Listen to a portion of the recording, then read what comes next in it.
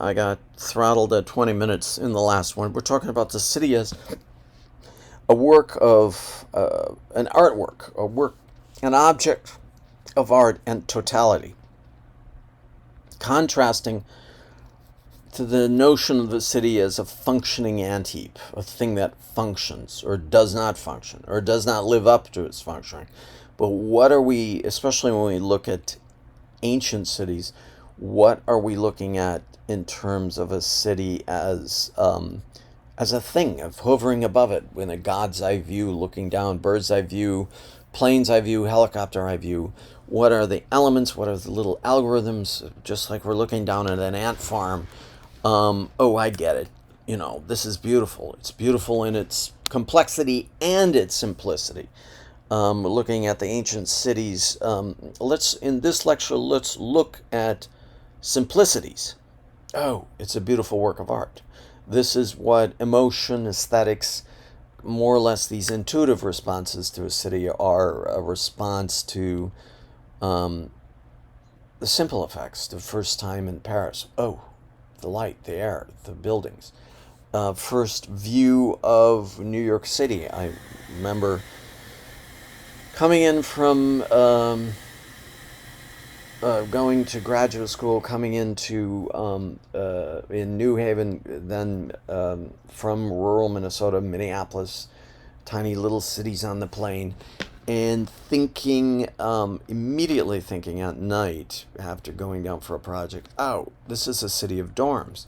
This is a city, kind of my only response, this is a city where people live, work, study, sleep, like dorms. Just all the thousands, millions of tiny little windows lit on as a response to the sprawl of Minneapolis, the sprawl into the country, the patchwork of crops. It felt vastly different. It felt, you could feel the energy, but the energy was immediately aesthetically much different than the horizontal agrarian cities where things happen out there and buildings are not lit up because they are only on during the day or only filled during the day with business people, and they go home to their suburban or rural houses at night. So there wasn't a feeling of the hustle and bustle in the nighttime, that these are active people. This is a city that never sleeps. So again, the notion of the city as an object. Here we have and Iraq. We did last semester examine the Epic of Gilgamesh as a script, ancient, one of the oldest existing scripts on the study of a corrupt leader, a leader who has this city as an ant heap, as his act of will badly misbehaves. The kind of sex goddess Ishtar is called upon by the people. It's interesting that Gilgamesh's depravity is called in a resolution with a goddess who represents fertility and sex, and the people call upon her, bring this guy in check. And she has the idea of bringing a wild man in from the woods to become Enkidu, become Gilgamesh's equal. Vast study in binaries, vast study in what drives the city, what drives the city as an aesthetic, what is a totality. Is it all about commerce? We've seen cities like Cahokia, which assumed is a religious area, a city of festival and spectacle, much like Las Vegas, religious city like the Vatican, which you immediately feel is not about commerce, but you feel the wealth in indirectly talking about empire and commerce and controlling the way people behave. And back to these cities in the Fertile Crescent, what were they as objects? What levels of intentionality when we have one of our early scripts talking about countering the depraved leader's intentionality as an artist, as a toll of the, like the Egyptian pharaohs, like any other um, despot, shaping a society to his or her whim. We have many despots in history, and we talk about the city as, variously supplying, forming, supporting hierarchies, but also with the inclusion of the internet, and now that we've seen a wholesale approval of the internet as a legitimate form of taking over in the place of a hierarchical city. What happens to hierarchies? I mentioned this through my other lectures on the so-called culture of modernity as a secular religion. We hold that. Religion, work of art, in place algorithms, that this work of art has devolved, largely influenced by the internet, into this realm of the snowflake modernist. I will, instead of Kantian aspects, will your maxim to which it shall become universal law, is I will my caprice, my life, my individual self-actualization to be the epitome of individualism, largely invented by the Anglo societies and their commercial interests in the New Worlds, kind of refined or at least perverted by the Americans and their lone cowboy on the plains, and then taken up recently in and with and through the internet, I contend, with the hierarchies of the city collapsing. That in one hand, this snowflake modernity, I will my maxim to which my satisfaction as an existential individual shall be actualized, free of crime, free of a lot of excess, but there's excess, but also as a response to the gig economy. I'll try and earn my living as well and wherever I can, and oh, by the way, that'll probably take place on the trade routes of the internet. Again, as I mentioned in the other lectures, we cannot eat our PowerPoint reports. That we do are dependent on food outside, bringing it in through petroleum, and COVID has brought up a fact that when supply lines collapse, certain members of it, certainly as a professor, can continue online, but we cannot eat our PowerPoints. We also need to bring these supplies inward into these fragile cities.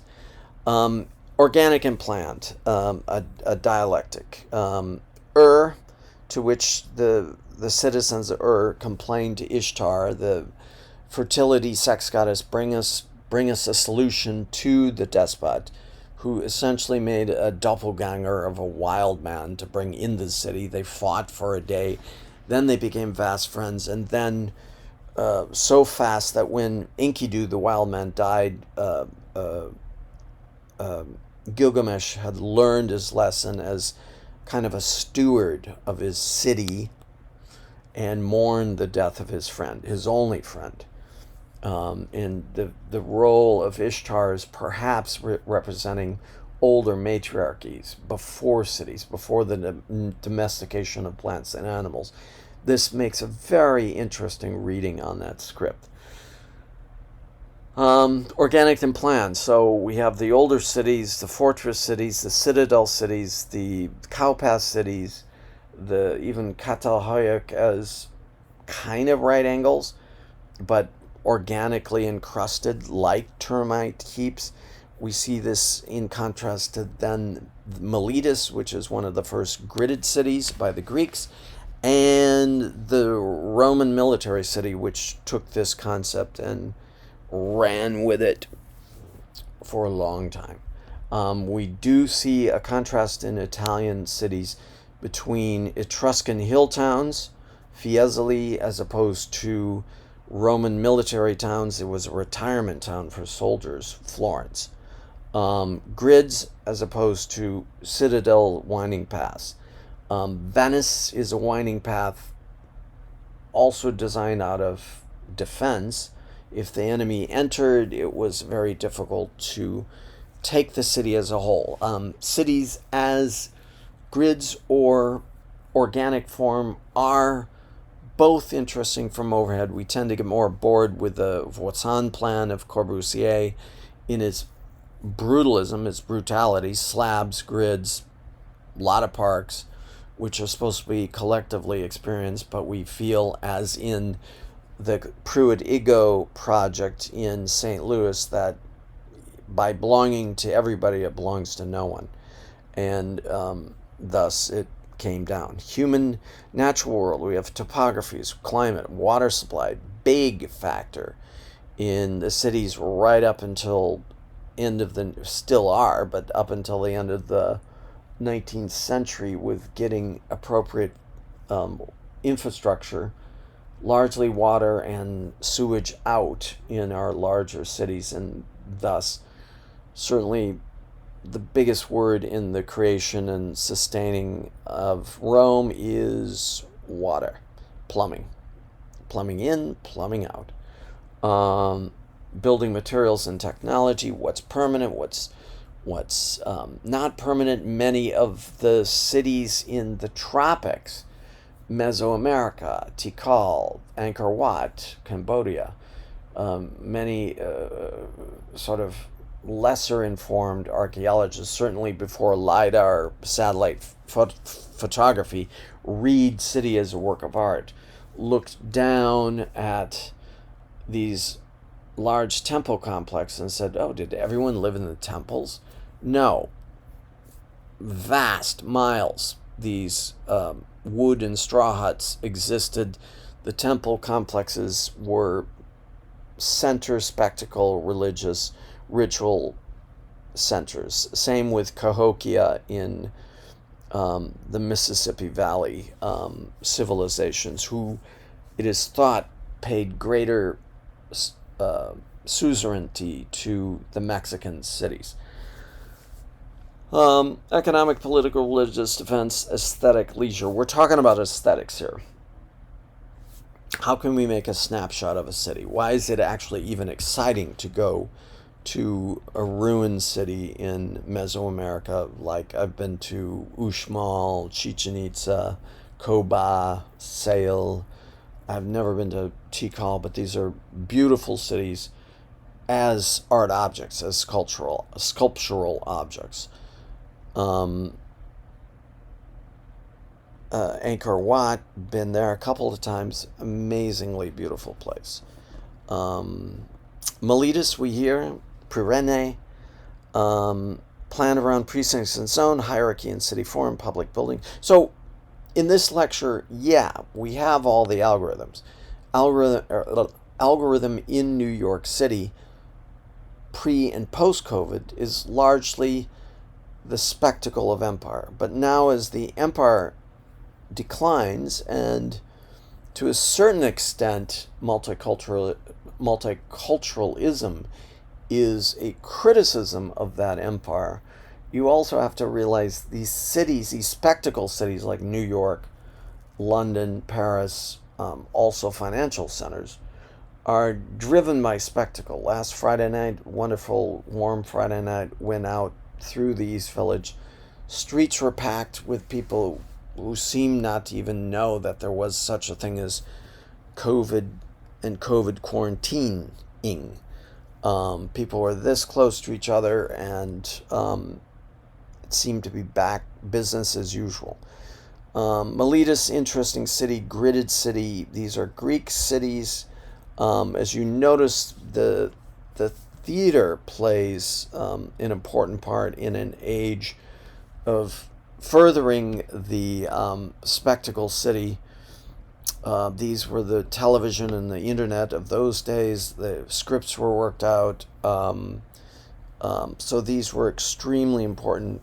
The acoustics in one of these things is still absolutely amazing. You can stand in these 2 points and hear and speak, and your compatriots can hear almost whispers because of the curvature of these structures.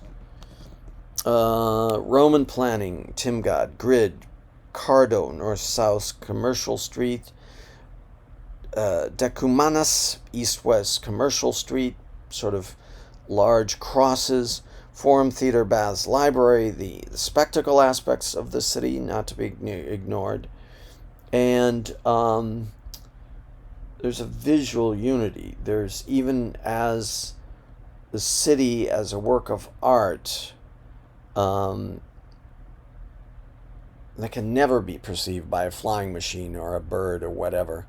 Still, the vistas created for the pedestrian through this city, from top points, from citadels, take a great precedence. The entry into the baths, public baths, being communal places, clean places, alternating between places of order and virtue and places of libertinism, according to the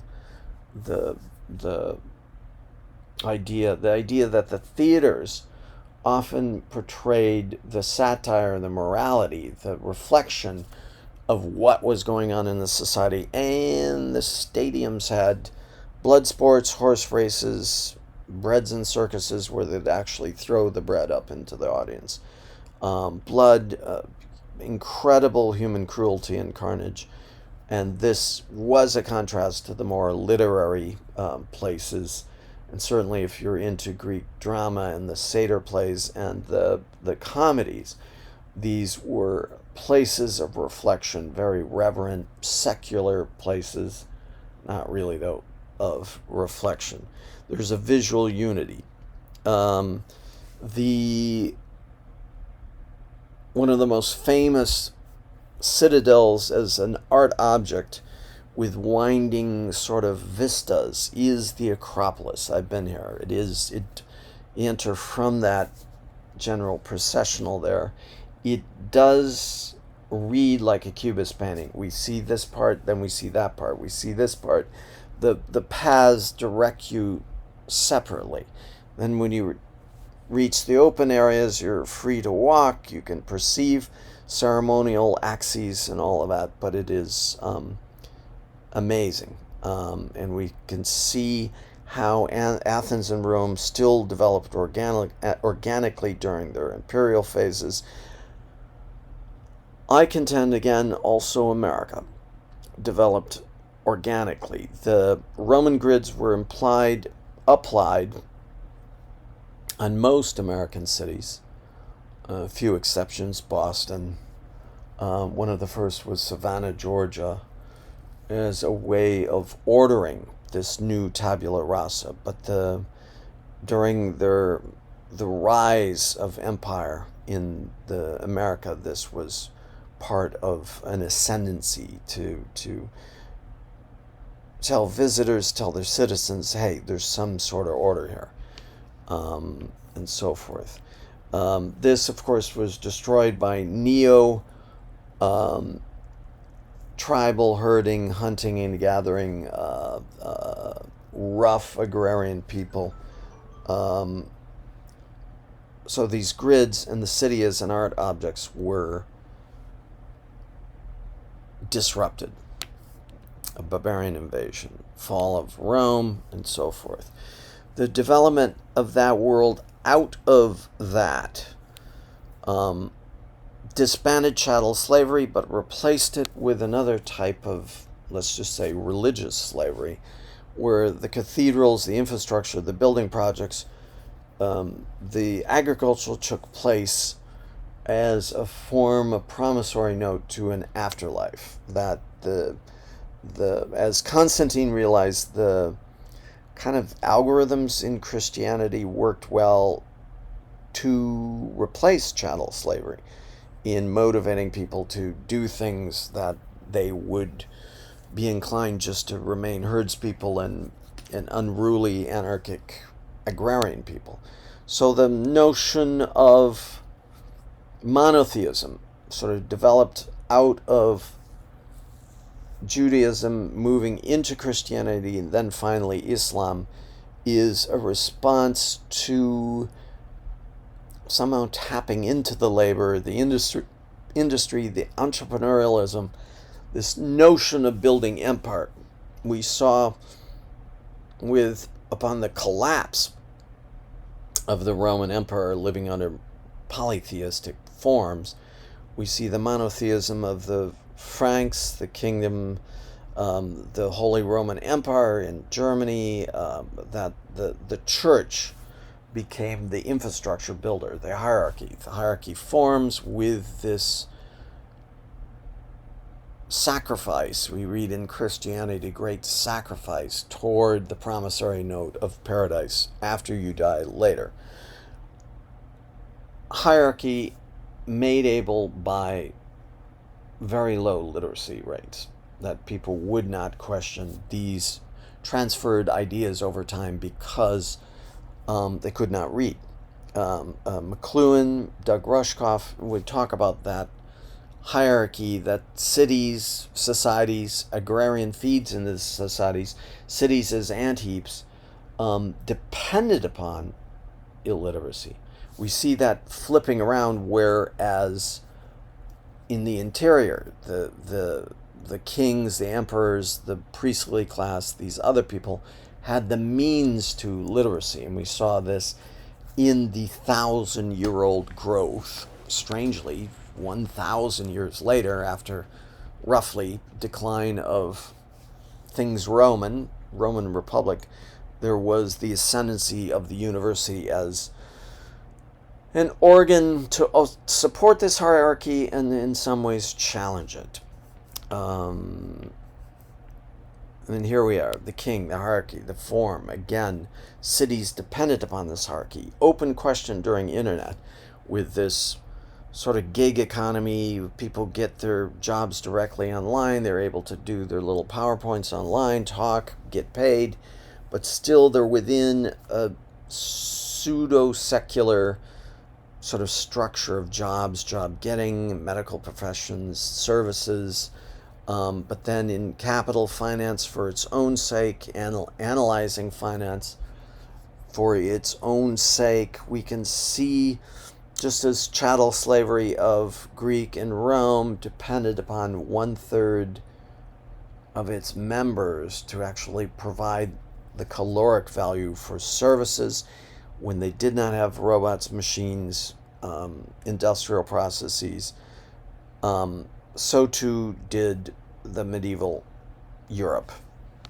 The unified Roman Empire produced an organized, planned landscape, but society is largely rural, agrarian, agricultural during the Middle Ages, feeding in maybe to these cities for, as you can see, protection, military support, general anarchy between city-states, and so forth. Medieval manor provided the security. Fields were close by. As you can see, the rough stake view of the manor. A citadel being the last defense against marauding armies. The tension between city wall, marauding armies, mobility. These were not very aesthetic places compared to the Roman medieval Hellenic societies, or even the Babylonian societies, but this was a practical application. Out there roamed pirates, libertines, standing armies of the other, and so the real set, at times of danger, the farmers were called into the manor, the castle, the citadel, to wait it out to see if there was going to be a siege or so forth. Paris, the markets, even the bridges took on a mercantile aspect. This was the beginning of mercantilism. So when we look at a city as a work of art, we see, much like SimCity, we see these basic little algorithms fitting in, that as the cities grew because of plumbing infrastructure, road infrastructure, sewage, all these improvements, we saw a greater specialization happen in these cities. A nascent middle class developed in the mercantile places. It became markets for agrarian goods, became places for tool, craft, workmanship, shipbuilding, jewelry, painting, writing, that we saw the rise of this middle class, this mercantile class challenging the certainly the upper classes, certainly the priestly class, often sending its favored sons into the clergy and giving them the ability to read and so forth. But we saw the mercantile class, which we know now, which has been around in Europe for perhaps 600 years, find its position. Now it is changing. In this year of COVID, a trust towards things online happened, but we don't have the analog. We cannot eat what is online. We cannot hug what is online. We cannot do many things. Certainly, if 3D printing becomes another extended telematic aspect of things online, then we can see it extend. But until then, we are stuck with the disembodied. Pienza, Italy, a citadel town, an Etruscan town, windy and so forth, but we see a general concern with protection, but greater movement into the aesthetic. The piazza is defined by 4 buildings, very important. So the piazza becomes an important aspect of theater, a fluid, populist, early mercantile theater into which your personal narrative happens. We see, we're almost done with this bit of recording, we see that aspect expanded in the winding streets of the internet, but we also see this as an emergence into larger social forums such as Instagram, Facebook, TikTok, that out of the winding alleys of the citadel, ancient forms imprinted in a hierarchy that is collapsing, which makes your ability to get secure jobs even tougher. Even if you're down here on the pyramid, that makes the gig economy in a post-industrial neoliberal economy more difficult. You're looking for those places to which the piazza can expand your chances of notoriety, which means employability in the gig economy. Again, these similarities between cities and internet, and what this means in terms of disrupting hierarchies, but what does that present with the modern, literate, technophilic, educated, debt extended individual simply trying to get money in a gig economy. We'll follow up further with that.